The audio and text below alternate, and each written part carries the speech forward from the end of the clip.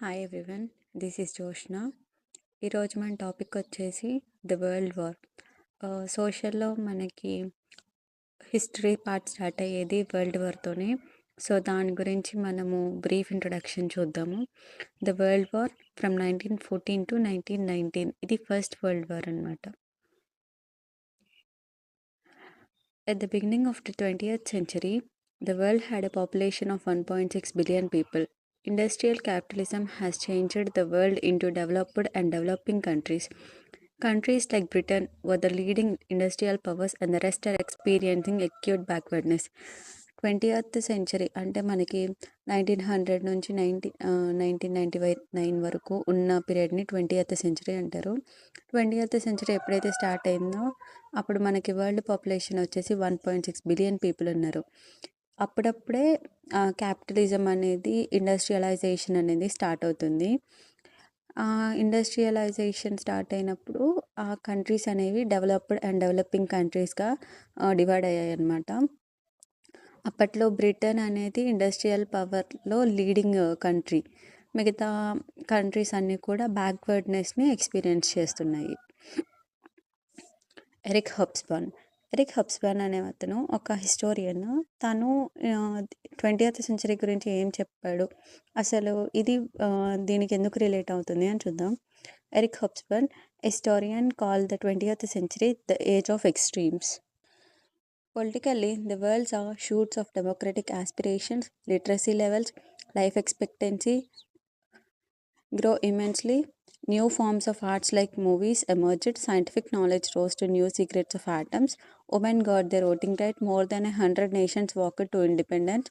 This was also an age of great experimentation, but the same period saw the Great Depression, causing massive unemployment and economic breakdown, and the declaration of 2 world wars. Eric హబ్స్బర్న్ ఇందులో ఏం చెప్తున్నాడంటే 20th సెంచరీలో democratic aspirations start అయ్యాయి, literacy levels అనేవి పెరిగిపోయాయి, life expectancy పెరిగింది, movies లాంటివి emerge అయ్యాయి, scientific knowledge వల్ల మన యాటమ్, రేడియేషన్ ఇలాంటివన్నీ తెలిసాయి, ఉమెన్స్ వాళ్ళ ఓటింగ్ రైట్స్ని తెచ్చుకున్నారు. చాలా కంట్రీస్కి ఈ పీరియడ్లోనే ఇండిపెండెన్స్ వచ్చిందనమాట. కోర్స్ ఇండియాకు కూడా 1949లోనే వచ్చింది, 20th సెంచరీలోనే. This was also an age of great experimentation. అంటే చాలా కొత్తవి మనము ఈ పీరియడ్లోనే తెచ్చుకున్నాము కాబట్టి గ్రేట్ ఎక్స్పెరిమెంటేషన్ అన్నాము. కానీ it was also the period of great depression అంటే అన్ఎంప్లాయ్మెంట్ పెరిగిపోయి ప్రైజెస్ అనేవి బాగా ర్యాపిడ్గా ఇంక్రీజ్ అయిపోతాయి అన్నమాట. దానివల్ల ఎకనామిక్ బ్రేక్ డౌన్ వస్తుంది. అండ్ ఈ పీరియడ్లోనే 2 వరల్డ్ వార్స్ కూడా జరిగాయి.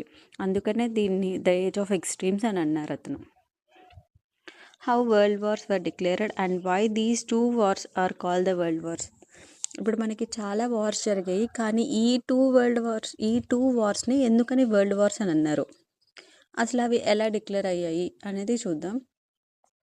At the beginning of the century, the world was divided into developed industrialized countries of the West, including Britain, USA, Germany, France, Italy, Japan, etc., and the colonial countries of Asia, Africa. స్టార్టింగ్లో ఈ century start అయినప్పుడు developed కంట్రీస్గా ఏమేమి ఉన్నాయంటే Britain, USA, Germany, France, Italy etcetera. ఇవన్నీ goods produce చేసే countries అనమాట. ఆ ప్రొడ్యూస్ చేసిన గూడ్స్ అన్నిటిని కూడా ఏషియా, ఆఫ్రికా వీటిలో సేల్ చేసేవాళ్ళు. అందుకనే వాటిని కొలోనియల్ కంట్రీస్ అని అంటారు. కొలోనియల్ కంట్రీస్ ఏంటంటే వాళ్ళంతటా వాళ్ళే ప్రొడ్యూస్ చేసుకోలేకపోయారు. వాళ్ళు జస్ట్ అప్పుడప్పుడే ఇండస్ట్రియలైజేషన్లోకి ఎంటర్ అయ్యి వాళ్ళ గూడ్స్ని వాళ్ళు ప్రొడ్యూస్ చేసుకునే స్టేజ్కి వస్తున్నారు. వాళ్ళు ఇండిపెండెన్స్ కోసం కూడా స్ట్రగుల్ చేస్తున్నారు. కాబట్టి డెవలప్డ్ కంట్రీస్ ఏవైతే ఉన్నాయో డెవలపింగ్ కంట్రీస్ని వాళ్ళ అండర్ కంట్రోల్లో ఉంచుకున్నారు. They were divided into rival blocs: Germany, Austria, Hungary versus Britain, France, Russia, each vying for world dominance, which would give it control over the market. Germany, Austria, Hungary అనే 3 countries కూడా ఒక batch లాగా వచ్చేసి, Britain, France, Russia అనేది ఇంకో బ్యాచ్లో వచ్చేసి, వీళ్ళిద్దరి మధ్య డామినెన్స్ దేనికోసం అంటే, వీళ్ళిద్దరి మధ్య రైవలరీ దేనికోసం అంటే మార్కెట్స్ కోసం. మిగతా అన్ని కంట్రీస్ మీద కంట్రోల్ కావాలి అనుకునే దానికోసమే ఈ 2 టీమ్స్ కూడా ఫైట్ చేస్తుందన్నమాట. The First World War broke out in 1914. It was truly a world war as virtually no country was left untouched by it, from Japan and China in the east to the US in the west. దీన్ని ఎందుకని world war అన్నారంటే, the first world war 1914 to 1919 ఎందుకని first world war అని అన్నారంటే, ఆ టైంలో ఆ వార్లో అన్ని కంట్రీస్ ఇన్వాల్వ్ అయ్యాయి. ఈస్ట్‌లో ఉన్న జపాన్, చైనాతో స్టార్ట్ చేస్తే వెస్ట్‌లో ఉన్న యూఎస్ వరకు ప్రతి కంట్రీ ఇన్వాల్వ్ అయ్యింది. అందుకనే దీన్ని వరల్డ్ వార్ అని అన్నారు. ఇది ఎలా ఎండ్ అయిందంటే 1918లో జర్మనీ వాళ్ళ టీమ్ కంట్రీస్ అన్నీ ఓడిపోయాయి.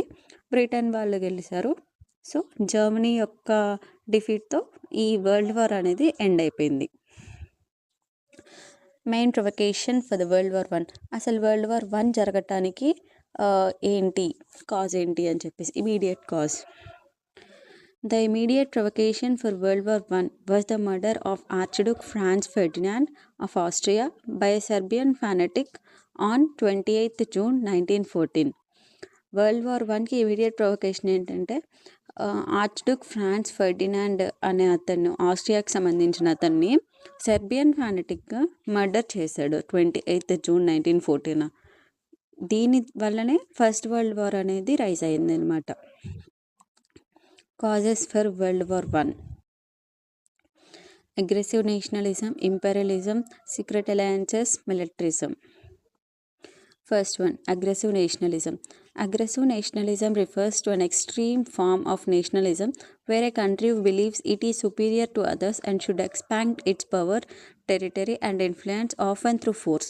This attitude was a major cause of World War I. Aggressive nationalism అంటే ఏ కంట్రీ అయినా తనని తానే సుపీరియర్, మిగతా వాళ్ళందరికంటే నేనే గొప్ప అనుకునే ఒక ఫీలింగ్ అనమాట. ఆ ఫీలింగ్తో అదేం చేసిద్దంటే, నేను నా పవర్ని ఎక్స్పాండ్ చేసుకోవాలి, నా కొలనియల్ ఏరియాస్ని ఎక్స్పాండ్ చేసుకోవాలి, వాటి మీద ఇన్ఫ్లుయెన్స్ తెచ్చుకోవాలి, మిగతా కంట్రీస్ అన్నిటిలోనూ నేనే ఎక్కువగా ఉండాలి అనుకునే ఒక యాటిట్యూడ్ అనమాట. ఈ యాటిట్యూడ్ అంటే మిగతా కంట్రీస్ మీద ఇన్ఫ్లుయెన్స్ కోసం ఫస్ట్ వరల్డ్ వార్ స్టార్ట్ అయ్యింది. Second one, imperialism. As industrial capital developed in the European countries like Britain, Germany and US, they needed market for their products and access to raw materials. As capital further accumulated in banks, they looked for safe investment opportunities in colonies. Thus, by the end of the 19th century, there was a race for colonies between the European powers. As new industrial powers like Japan, Germany and Italy emerged, they wanted to divide the colonies. This created much stress, often leading to wars. ఇందాక చెప్పాను కదా, మిగతా colonies మీద control కావాలి అని చెప్పేసి, ఇది కూడా సేమ్ అలానే అనమాట. అప్పుడప్పుడే ఇండస్ట్రియలైజేషన్ స్టార్ట్ అవుతుంది. సో బ్రిటన్, జర్మనీ, యుఎస్ అనేవి అప్పట్లో టాప్ కంట్రీస్ అనమాట. వాళ్ళు గూడ్స్ ప్రొడ్యూస్ చేస్తున్నారు, కానీ ప్రొడ్యూస్ చేసిన గూడ్స్ని అమ్మటానికి, సేల్ చేయటానికి కాలనీస్ కావాలన్నమాట. వాళ్ళు సేఫ్ ఇన్వెస్ట్మెంట్ ఆపర్చునిటీస్ కోసం కూడా కాలనీస్ కావాలి. కానీ ఇక్కడ ప్రాబ్లం ఏమొచ్చిందంటే, 19th century ఎండ్ అయ్యే టైంకి న్యూ ఇండస్ట్రియల్ పవర్స్ అనేవి వచ్చాయన్నమాట. జపాన్, ఇటలీ ఇట్లాంటివి కూడా ఎమర్జ్ అయ్యేసరికి కాలనీస్ మధ్య స్ట్రెస్ ఎక్కువైపోయిందంట. వీటి మధ్య ఎక్కువ కాంపిటీషన్ పెరిగిపోయింది. అందుకనే వాటిని డివైడ్ చేయాలి, వాటి మీద మాకు కంట్రోల్ కావాలి. ఈ యొక్క యాటిట్యూడ్ వల్ల కూడా ఫస్ట్ వరల్డ్ వార్ అనేది స్టార్ట్ అవ్వడానికి ఒక రీజన్ అయ్యింది. Secret alliances. After defeating France in 1870, Bismarck, the German chancellor, decided to isolate it. To achieve this, he entered into a secret alliance with Italy in 1882. This defensive alliance was meant to partly save Austria from Russia and Italy from France. These formed a triple entente: Russia, France and Britain, and triple alliance Germany, Italy and Austria. Secret alliances చేసుకున్నారు. ఎప్పుడైతే ఫ్రాన్స్ని defeat చేశారో, German chancellor ఏమనుకున్నాడంటే దాన్ని isolate చేయాలనుకున్నాడు. దానికోసం అని చెప్పేసి అతను ఇటలీతో secret alliances అంటే రహస్యంగా వాళ్ళతో అగ్రిమెంట్స్ చేసుకోవడానికి వెళ్ళారు. ఈ డిఫెన్స్ అలయన్స్ వల్ల ఏమయ్యిందంటే, ఆస్ట్రియాని రష్యా నుండి కాపాడాడు, ఇటలీ నుంచి ఫ్రాన్స్ నుండి కాపాడాడు. అందుకని ఏమయ్యాయంటే ఈ 3 కలిసి ఒక గ్రూప్‌గా ఫార్మ్ అయ్యాయి. Germany, Italy and Austria. ఈ మూడిటిని కలిపి ట్రిపుల్ అలయన్స్ అని అన్నారు. అలాగే ట్రిపుల్ ఎంటెంట్ అంటే ఆహ్, అదర్ అన్నమాట. రష్యా, ఫ్రాన్స్, బ్రిటన్ ఈ 3 కలిసి triple entente. Germany, Italy and Austria కలిసి ట్రిపుల్ అలయన్స్ ఫార్మ్ అయ్యాయి. ఇలా సీక్రెట్ అలయన్సెస్ చేసుకోవటం వల్ల కంట్రీకి మధ్య బాగా కోఆర్డినేషన్ కుదిరి ఆ 3 ఒక టీమ్‌గా తయారైపోయి మిగతా కంట్రీస్ మీదకెళ్ళిపోయారు. ఇది కూడా వరల్డ్ వార్ 1కి ఒక రీజన్ అనమాట. Militarism. Militarism is the belief that the military might be the best way to ensure security and war is a good way to solve problems. వీళ్ళేమనుకున్నారంటే మిలిటరీ మనకి ఎంత ఎక్కువగా ఉంటే అంత సెక్యూరిటీ ఉంటుంది. వార్ జరిగిపోతే కనుక మనకి ప్రాబ్లమ్స్ అన్నీ సాల్వ్ అయిపోతాయి అనుకున్నారు. From 1889 to 1914, the military expenditure of the six big powers Germany, Russia, Austria, Italy, France, Britain increased by over 300%. 1889 నుంచి 1914 అంటే beginning of the first world war. ఈ ఫస్ట్ వరల్డ్ వార్ స్టార్ట్ అయిన టైంకి 6 big powers Germany, Russia, Austria, Italy, France, Britain ఇవన్నీ వాటి యొక్క military పవర్ని 300% వరకు ఇంక్రీజ్ చేసుకుంది. సో ఎక్కువ మిలిటరీ ఉందనుకుంటే ఆబ్వియస్గా వార్కి ఎస్ చెప్తారు, ఎందుకంటే కంట్రోల్ వస్తుంది కాబట్టి. సో మిలిటరిజం బాగా పెరిగిపోవటం కూడా ఫస్ట్ వరల్డ్ వార్కి ఒక రీజన్ అయ్యింది. So this is all about first world war. Next, immediate provocation for World War II. The immediate provocation for World War II was the German tanks driving into Poland on September 1st, 1939. Hitler invaded Poland as punishment for refusing to hand over the port of Danzig to Germany.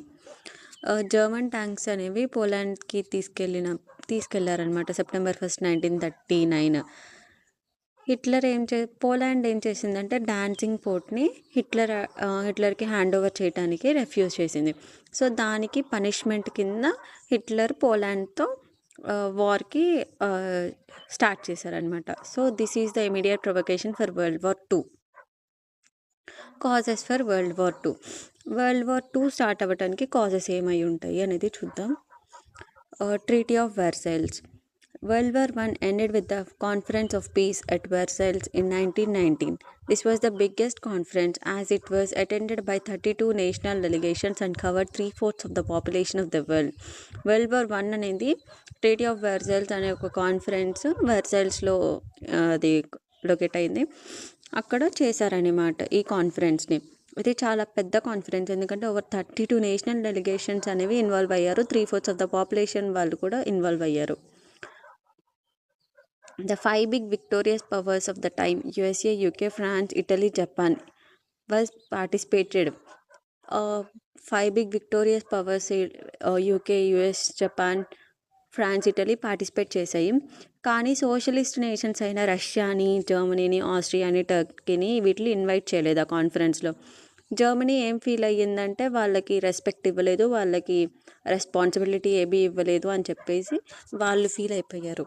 First world వార్లో Germany ఓడిపోయింది. జర్మనీని ఇంకా week చేయటం కోసం ఏం చేశారంటే కొన్ని పెనాల్టీస్ని ఇచ్చారనమాట, military cuts కూడా. జర్మనీని week చేయటం కోసమని చాలా పెనాల్టీస్ వేసేసారు. వాళ్ళ మిలిటరీని తగ్గించుకోమని రూల్స్ పాస్ చేశారు. వాళ్ళకున్న జర్మనీ వాళ్ళకి ఆఫ్రికాలో కాలనీస్ ఉన్నాయో వాటిని కూడా రిటర్న్ చేసేయమన్నారు.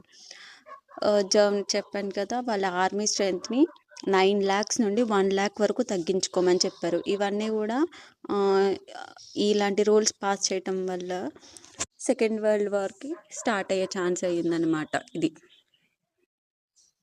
ఎందుకంటే జర్మనీ అనేది చాలా పెద్ద నేషన్, అలాంటి దాని మీద వీక్ చేయటం కోసమని ఇట్లాగా ఇన్ని రెగ్యులేషన్స్ ఇవ్వటమే హిట్లర్ వచ్చి నాజీ పార్టీని ఎస్టాబ్లిష్ చేసేంతవరకు తీసుకెళ్ళింది. Failure of league of nations. First world war అయిన తర్వాత ఫ్యూచర్లో ఇంకా ఇట్లాంటి వార్స్ ఏం రాకుండా ఉండాలని చెప్పేసి లీగ్ ఆఫ్ నేషన్స్ అనే దాన్ని ఎస్టాబ్లిష్ చేశారు. The treaty of Versailles also set up the League of Nations to prevent wars in the future.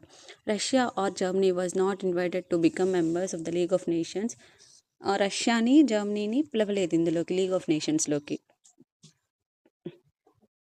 USA could not become the member as it refused to sanction the proposal of the President of USA, Woodrow Wilson, even though he was very active in the formation of the league. Woodrow Wilson అనే అతను ఈ league of నేషన్స్లో యాక్టివ్గా participate చేసిన అతను ఇచ్చిన ప్రపోజల్ని accept చేయకపోయేసరికి USA కూడా మెంబర్ అవ్వలేదు. Even at peak stage in 1934 అంటే beginning of the World War 2, the league had 58 members only. Peak స్టేజ్లో ఉన్నా కూడా 58 మెంబర్సే ఉండటం వల్ల లీగ్ ఆఫ్ నేషన్స్ అనేది ఫెయిల్ అయిపోయింది. It failed eventually to prevent Germany and Italy from violating international agreements and attacking other countries. International అగ్రిమెంట్స్ని కూడా వయలేట్ చేసి జర్మనీ, ఇటలీ వేరే కంట్రీస్ని అటాక్ చేసాయి. సో దీని ద్వారా లీగ్ ఆఫ్ నేషన్స్ అనేది కంప్లీట్గా ఫెయిల్ అయిపోయింది. అందుకని ఈ పీస్ అగ్రిమెంట్స్ అన్నీ క్యాన్సిల్ అయిపోయి సెకండ్ వరల్డ్ వార్ స్టార్ట్ అయింది. German challenge to vengeful domination. After the defeat of Germany at the end of the First World War in 1919, the victorious Allies wanted to punish Germany for starting the war so that it could not rise again. Germany అనేది first world వార్లో defeat అయింది, అంటే ఓడిపోయింది. గెలిచిన countries ఏమనుకున్నాయంటే జర్మనీని punish చేయాలి, ఎందుకంటే war start చేసినందుకు, అలాగే మళ్ళీ అది ఇంకెప్పుడు ఎదగకూడదు అని చెప్పేసి వాటిని జర్మనీని పనిష్ చేయడానికి ట్రై చేశారు. This created a reaction in Germany which led to rise of Hitler and his Nazi party. ఆ రియాక్షన్ వల్లనే జర్మనీలో హిట్లర్ అలాగే నాజీ పార్టీ అనేది రైజ్ అయ్యాయి అన్నమాట. అప్పుడు హిట్లర్ ఏమనుకున్నాడంటే they wanted to recover the territories lost, restore German dominance over central Europe and end the restrictions on German armaments. Germany reindustrialized itself under Nazis and developed a massive army which could serve a war. Hitler ఏమనుకున్నాడంటే తను loss అయిన territories అన్ని recover చేసుకోవాలి, మళ్ళీ central యూరోప్లో Germany యొక్క dominance పెంచాలి, Germany country మీద ఉన్న రెస్ట్రిక్షన్స్ అన్నిటిని తీసేయాలి, రీఇండస్ట్రియలైజేషన్ చేసుకోవాలి. ఇట్లాగా చేసుకొని ఆర్మీని బాగా పెంచేసుకున్నాడు అనమాట. అందుకనే ఆర్మీ కూడా బాగా పెరిగేసి హిట్లర్ యొక్క రియాక్షన్ వల్ల కూడా సెకండ్ వరల్డ్ వార్ స్టార్ట్ అయింది. The fear of socialism and the USSR. The first world war caused great social upheaval all over Europe and turn to ideologies of socialism and communism. First world war వల్ల జరిగిన consequences వల్ల ఏమైందంటే Europe కొన్ని new ideologies తెచ్చుకున్నాయి అనమాట. Socialism and communism అనేవి తెచ్చుకున్నాయి. In Russia revolution took place in 1917 which resulted in the establishment of communist state there. రష్యాలో జరిగిన ఒక రెవల్యూషన్ వల్ల రష్యా కంప్లీట్గా కమ్యూనిస్ట్ స్టేట్గా మారిపోయింది. It became the USSR, Union of Soviet Socialist State. The Western capitalist countries like Britain were afraid of a similar revolution in other countries of Europe and initially encouraged Hitler and the Nazis to consolidate themselves to act as a buffer against Soviet socialism. Britain ఏమనుకుందంటే వేరే countries కూడా ఇట్లాగే revolution start చేస్తే మనకేమన్నా అవుతుందేమో అని చెప్పేసి హిట్లర్ని ఎంకరేజ్ చేశాడు, నాజీ పార్టీని ఎంకరేజ్ చేశాడు, ఎందుకంటే వాళ్ళైనా మనల్ని ప్రొటెక్ట్ చేస్తారు అని చెప్పేసి. This was the policy of appeasement of హిట్లర్కి బ్రిటన్కి మధ్య జరిగిన పాలసీని ఎపీస్మెంట్ ఆఫ్ హిట్లర్ అని అంటారు. కానీ 1939లో ఏం చేసిందంటే యుఎస్ఎస్ఆర్తో నాన్ అగ్రెషన్ ప్యాక్ట్లోకి ఇన్వాల్వ్ అయ్యి హిట్లర్ పాపం బ్రిటన్ మీదే మళ్ళీ బ్రిటన్కే అగెన్స్ట్ అయిపోయాడు, బ్రిటన్ మీద వార్ ప్రకటించేశాడు. అందుకనే సెకండ్ వరల్డ్ వార్ స్టార్ట్ అయ్యింది. Consequences of the world wars. అసలు 2 వరల్డ్ వార్స్ వల్ల వచ్చిన కాన్సిక్వెన్సెస్ అంటే రిజల్ట్స్ ఏంటి అనేసి. First one, enormous human cost. The war was widespread death and injuries. As stated earlier, almost 10 million people were killed in the First World War and 20 to 25 million people in the Second World War. చాలామంది humans అనేవాళ్ళు చనిపోయారు. First world వార్లో 10 million చనిపోతే second world వార్లో 20 to 25 million people చనిపోయారు. Almost double the people చనిపోయారు. Democratic principle asserted. The 2 wars also brought home the dangers of having undemocratic governments and greatly strengthened the cause for democratization of power. Undemocratic governments ఉండటం వల్ల మనకి ఎంత danger అనేది తెలుసుకొని డెమోక్రటైజేషన్‌లోకి వచ్చారనమాట. With the first world war Austria Hungarian empire, the Russian empire, the Ottoman empire, the German empire also ended. Austro Hungarian empire, Russian empire, Ottoman empire, German empire ఇవన్నీ కూడా అక్కడితో ఆగిపోయాయి. అక్కడతో కంప్లీట్ అయిపోయి వాటి పని. Similarly during the first world war on the demand of their subjects the colonies accepted the principle that self governance is desirable in colonies. Colonies అంటే చెప్పాను కదా, గూడ్స్ని సేల్ చేసే కంట్రీస్ అనమాట. అవి కూడా సెల్ఫ్ గవర్నమెంట్లోకి వచ్చేసాయి.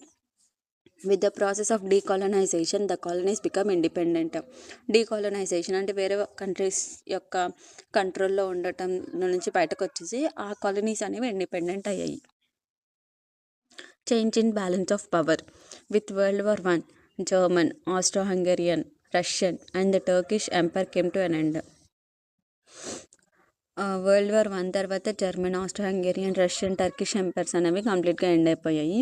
The map of eastern and central Europe was redrawn on the basis of nationality, economic viability and military security. ఆ తర్వాత ఈస్టర్న్ అండ్ సెంట్రల్ యూరోప్ని మ్యాప్స్ని మళ్ళీ రీడ్రాన్ చేశారనమాట. దీన్ని బేస్ చేసుకుని అంటే nationality, economic viability and military security. When world war II came to an end the map of the world changed. Second world war అయిపోయేసరికి కంప్లీట్గా మ్యాప్ అనేది చేంజ్ అయిపోయింది. New international organisations. After the World War I, the League of Nations was formed to resolve disputes peacefully and the United Nations organization was formed after the World War I. First world war అయిపోయిన తర్వాత league of nations form అయితే second world war అయిపోయిన తర్వాత United nations organisation start అయ్యింది. United nations organisation అనేది పీస్ని promote చేయడం కోసం స్టార్ట్ అయిన ఒక ఆర్గనైజేషన్. దానికి ఆర్గన్స్ ఏమిటంటే యూనిసెఫ్, యునెస్కో, WHO, ILO అనమాట. Next, the enfranchisement of women. After a long struggle for political rights like right to vote, British women got these rights in 1918. With men away in the battlefields, more women had to work in factories, shops, offices, voluntary services, hospitals and schools. Getting the right to vote was a big step in that direction. For long struggle తర్వాత political rights అంటే right to vote అనేది ఉమెన్కి వచ్చిందనమాట. 1918లో వచ్చింది. 1918 అంటే first world war end అయిపోయే టైంకి. ఎందుకంటే మెన్ అందరూ కూడా బ్యాటిల్లో ఉండటం వల్ల ఉమెన్స్ అందరూ కూడా ఫ్యాక్టరీస్లో, షాప్స్లో, స్కూల్స్లో, హాస్పిటల్స్లో వర్క్ చేయాల్సి వచ్చింది. కాబట్టి వాళ్ళకి ఒక డైరెక్షన్ ఉండాలి, వాళ్ళకి ఒక మోటివేషన్ ఉండాలని చెప్పేసి వాళ్ళకి రైట్ టు ఓట్ ఇచ్చారు. Getting the right to vote was a big step in the direction. ఆ డైరెక్షన్లో రైట్ టు ఓట్ రావటం అనేది ఒక చాలా పెద్ద స్టెప్ అనమాట. So this is a brief introduction on the world wars and the world between the wars from 1914 to 1919 and 1939 to 1944. That is the first world war and the second world war. ఇది ఒక complete brief introduction అనమాట. World wars ఏంటి, world వార్స్కి immediate ప్రొవొకేషన్స్ ఏంటి, causes ఏంటి and consequences ఏంటి అని. So thank you for watching my video and keep supporting me. Please like, share and subscribe. Thank you. Yours Joshna.